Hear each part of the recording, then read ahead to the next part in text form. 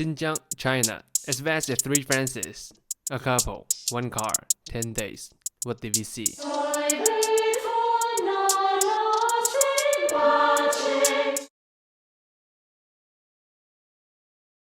On Christmas Eve, after settling our dog and cat, even before dawn, we set off for the airport.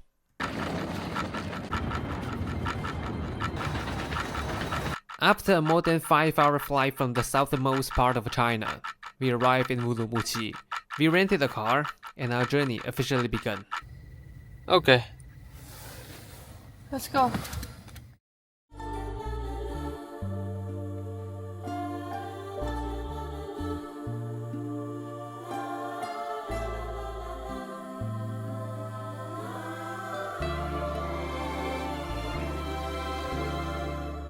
After a lunch in Urumqi, we hurried to the next location. 7 hours driving ahead waiting for me. This one didn't help me none. Fortunately, the scenery along the way lived up to the expectations. The beauty of self-driving is always on the road. From day to night, we finally arrived in Koktokay. A randomly chosen restaurant gave us a taste of Xinjiang's charm.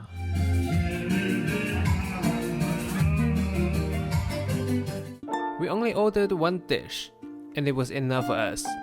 This was genuinely delicious. Actually, in the entire journey across Xinjiang, the chances of making a culinary misstep were low. Xinjiang locals really know how to cook. After our late dinner, we could finally have some rest. The hotels here are generally good. In fact, Koktokay is primarily geared towards serving the tourism industry. There are things you can do in summertime. And in winter, most visitors come here for skiing.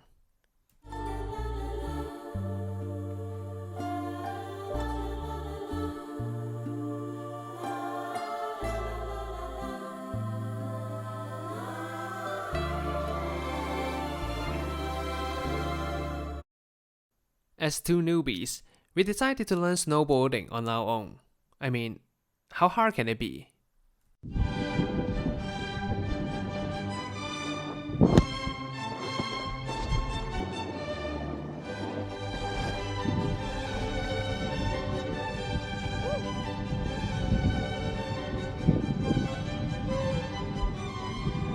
Still, besides 2 bruised asses, we had some fun. And the views there were amazing.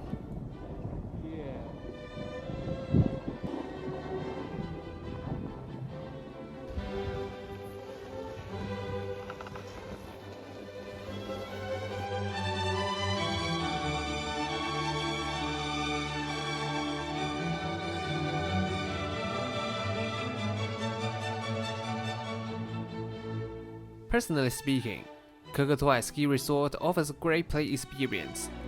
Even the daily 40-minute drive going up was quite enjoyable. 2 newbies experienced the joy of snowboarding there, and we even encountered a fox. For experts, the experience might be even better. You can explore the Forrest trail. Ski your way out from the woods to the parking lot is also an option. And the town has almost everything you need. The food is good, the hotels are good. However, it's cold for real. So we didn't want to go anywhere at night except back to hotel. 2 southerners were silly enough to leave water in the car. 3 days passed by real quickly. It's pretty hard to say goodbye to this place. And we thought we wouldn't use these little turtles anymore. So we set them free as a farewell. Continuing our journey, even in the snowy winter, Xinjiang always surprised with its landscapes.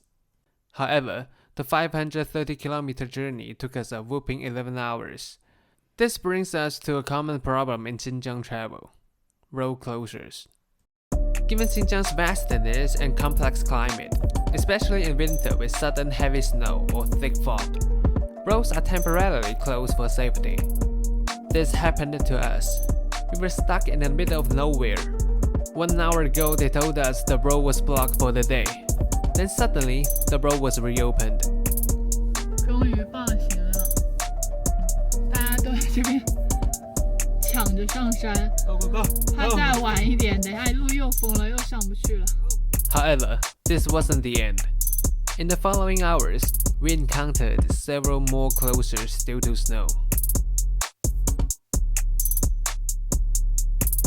But it's an inevitable situation in snowy Xinjiang.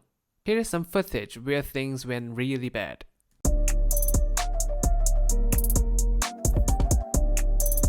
Respect to all who work tirelessly, even in the middle of the night, to ensure smooth traffic.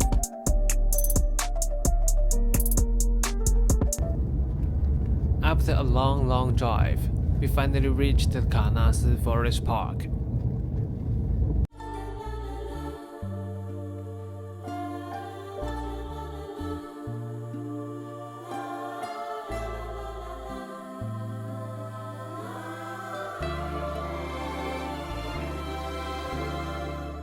In winter, Kanas, being the off-season, allows visitors to drive directly into the park. Although it's called a park, there is a village in it. It has docks, hotels, and a school. Here, she had the best tomato and egg stir-fry of her life. The restaurant's cats seem to agree. Kanas is indeed beautiful, featuring rime deep snow. And there's possibly a legendary Kanas lake monster. And some magic to make you drop your phone.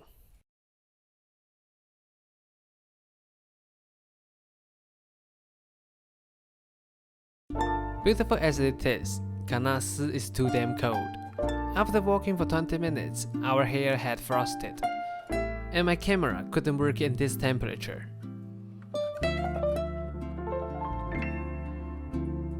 When I attempted to fly my drone without my gloves, it almost froze my hand off. This freezing weather limited our outdoor explorations. From time to time, we had to go back to our car to get ourselves warm. We spent 2 nights in Kanas, then we hit the road again. After spending some time in Xinjiang, we thought we had seen it all. However, our next destination, Hemu, surprised us. This place is called Gas Reserve Land. When we entered the Hemu village, the sunlight was just right, and the entire Hemu region looked like the massive butter cake, faintly glowing.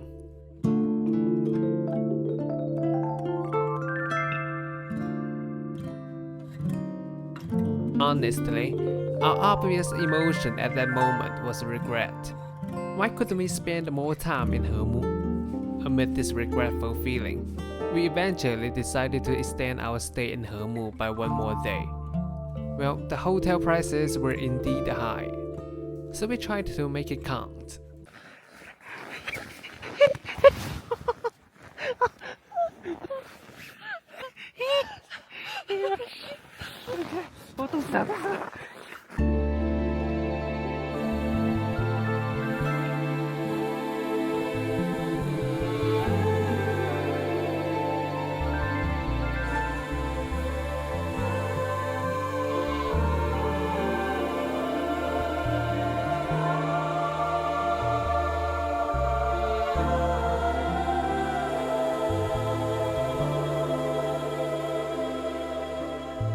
At night, we walked about 40 minutes to the other side of the village to have a drink.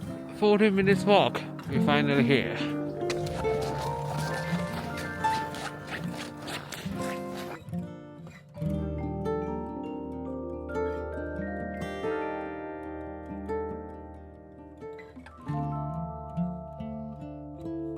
And it happened to be the last day of 2023.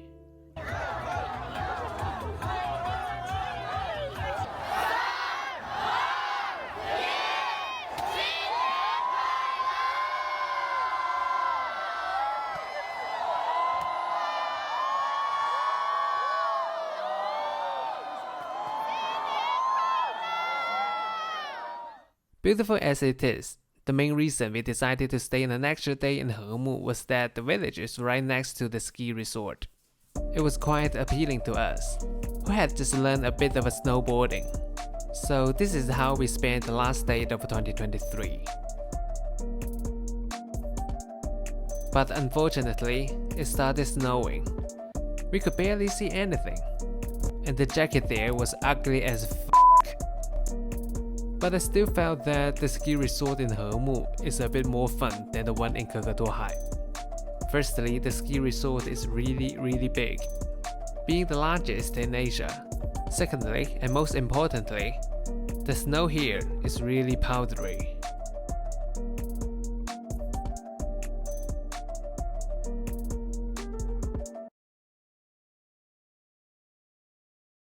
On the first day of 2024, we headed to Kuitun, a transit city. It was another day of hustle, driving from morning till night, witnessing phenomena we had never seen before, with foggy and clear weather alternating within minutes. Xinjiang's weather is indeed something else. Then, after a day of rest in Kuitun, we encountered a road closure heading towards Sailimu Lake. It was a bit frustrating, but there was no choice but to change the plan and return to the starting point, Urumqi.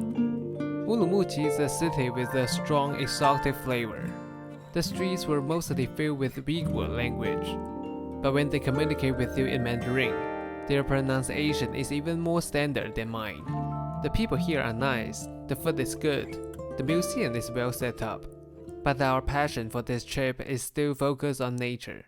So we drove an hour into the mountains again. Here, we signed up for horse riding. Riding horses in the mountain and forest felt quite sensational.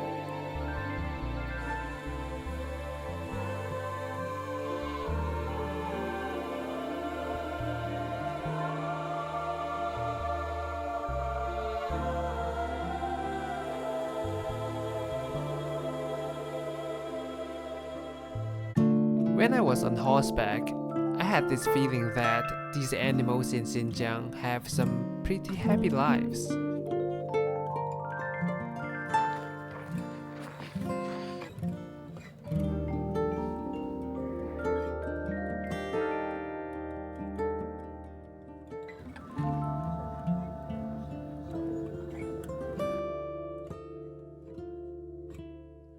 So, how did our dog and cat react when they saw us after 10 days? Here. Here.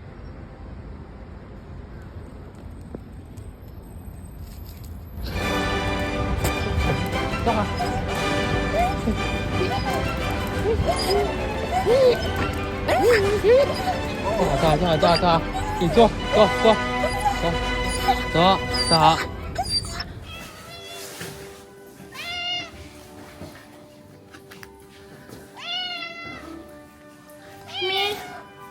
咪咪，哎呦，终于回来了是不是啊？终于回来了是不是呀？